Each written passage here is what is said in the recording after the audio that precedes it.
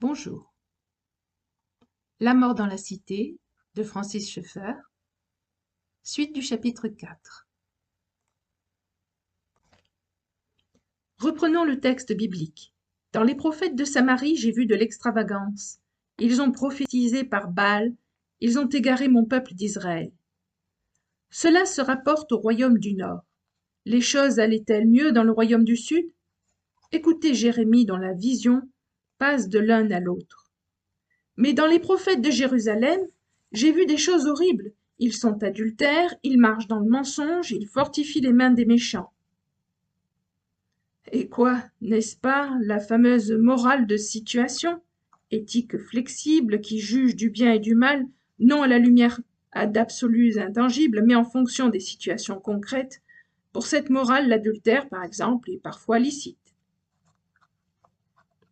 Afin qu'aucun ne revienne de sa méchanceté, ils sont tous à mes yeux comme Sodome, et les habitants de Jérusalem comme Gomorrhe. C'est pourquoi ainsi parle l'Éternel des armées sur les prophètes. Voici, je vais les nourrir d'absinthe, et je leur ferai boire des eaux empoisonnées, car c'est par les prophètes de Jérusalem que l'impiété s'est répandue dans tout le pays. Jérémie 23, versets 14 et 15. Et au verset 21 du même chapitre, « Je n'ai point envoyé ces prophètes, et ils ont couru. Je ne leur ai point parlé, et ils ont prophétisé. » Au nom de Dieu, ils sont venus, ont parlé, répétant invariablement « Ainsi parle l'Éternel », sans que Dieu leur ait jamais communiqué sa parole. Ils prétendaient être porteurs du message de Dieu, mais en somme parlaient de leur propre fond, tout en se faisant l'écho de la société au sein de laquelle ils vivaient. Leur message n'était qu'un message d'homme. Serait-il concevable qu'un Dieu saint qui existe réellement prenne tout cela à la légère? Non. Dieu ne demeure pas indifférent quand des gens se répandent dans le monde entier et s'insinuent dans l'Église en se présentant comme ses porte-paroles, alors que leur message ne procède que d'eux-mêmes et contredit d'une façon flagrante les déclarations de la révélation divine. Comment supposer que Dieu reste insensible et passif? Quelle idée nous en faisons-nous? Celle d'un vieillard aveugle et dur d'oreille se balançant sur une chaise à bascule? Retournons au même chapitre et lisons le verset 26. Jusque à quand ces prophètes veulent-ils prophétiser le mensonge, prophétiser la tromperie de leur cœur?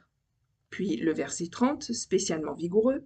C'est pourquoi voici, dit l'Éternel, j'en veux aux prophètes qui se dérobent mes paroles l'un à l'autre. Où les prophètes puisent-ils le contenu de leur message? Auprès des autres prophètes dont ils ne font que répéter les propos. Ainsi, tout ce que l'on entend, ce sont des échos comparables à ceux que renvoient les murs d'un bâtiment complètement vide. Étudiez la théologie actuelle. Tout ce que vous entendez n'est qu'une série d'échos. Échos de quoi? D'opinions purement humaines, des déclarations de tel à tel. Échos de l'enseignement de la sociologie matérialiste, de la psychologie matérialiste, des sciences économiques matérialistes, de la philosophie matérialiste. Comme si les mots étaient aspergés d'eau bénite du moment qu'ils répètent les mêmes choses sous une forme théologique. Votre Dieu est vraiment un drôle de Dieu si vous pensez qu'il puisse, à l'ouïe de tels discours, se borner à se balancer dans les cieux et opiner du bonnet. Si un Dieu de cette nature existait, quelle valeur aurait-il et à quoi nous servirait-il? On insinue souvent que l'Église évangélique croit en un vieillard à longue barbe, et en dépit de nos protestations, je dois admettre que ce reproche n'est pas toujours sans fondement. Je voudrais donc dire à l'Église, à ma génération et aussi à cette fraction du monde évangélique qui commence à donner des signes de faiblesse, Dieu jugera. Si nous n'avons pas le courage de proclamer et avec pleine conviction cette vérité, n'escomptons rien d'autre de la part des jeunes sinon qu'ils nous reprochent notre verbiage religieux. Nous en arrivons maintenant au plus terrible des péchés. Ils pensent à la légère la plaie de la fille de mon peuple. Paix, paix, disent-ils, et il n'y a point de paix. Jérémie 6, verset 14. Ces termes sont repris par Jérémie au chapitre 8, versets 9 à 11.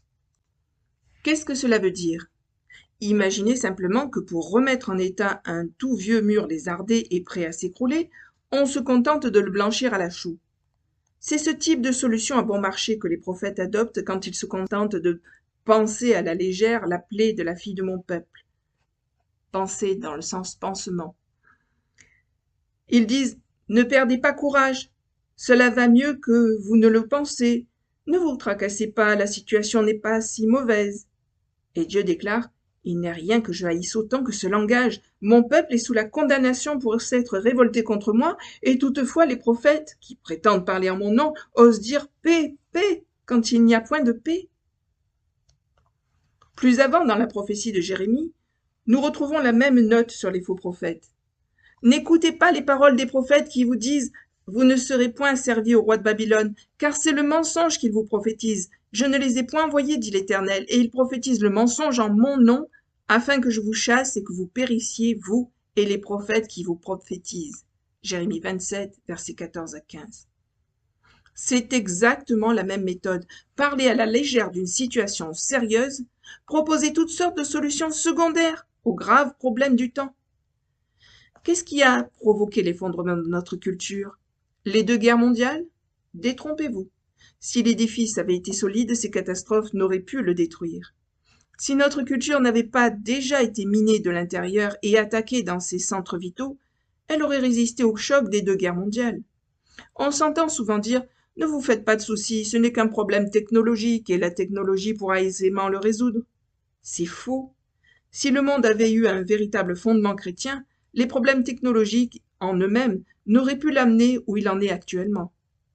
On invoque aussi l'explosion démographique. C'est bien sûr un phénomène d'une réelle gravité, mais le fond du problème n'est pas là. La situation où nous sommes s'expliquerait-elle alors par le fait que notre société, de rurale qu'elle était, est devenue urbaine? Serait-ce là le point crucial? Non, encore une fois.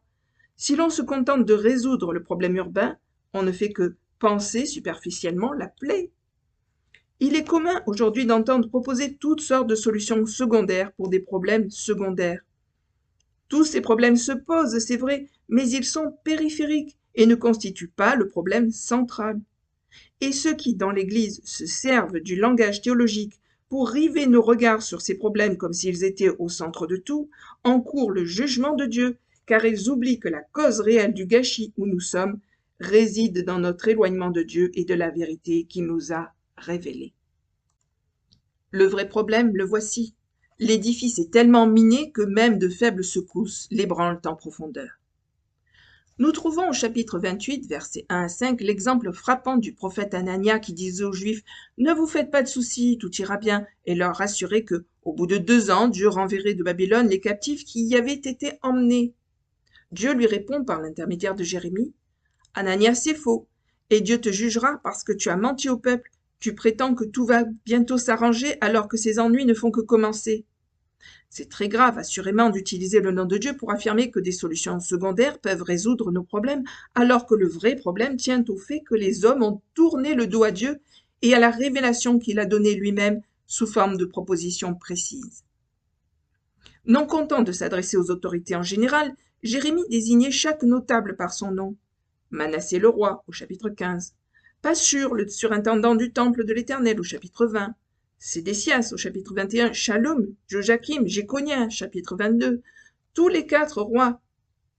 Anania, le prophète, au chapitre 28. Et Shemaïja, qui écrivait de Babylone des lettres pour Israël, au chapitre 29. La plupart de ces noms apparaissent dans la seconde moitié de la prophétie. Ainsi, même quand la situation empire, Jérémie n'affaiblit en rien son message. Bien au contraire, il se met à désigner les grands par leur nom et à les prendre à partie. Voyez le mal que vous avez fait. Suite de la lecture dans une nouvelle vidéo. À bientôt. Merci. Au revoir.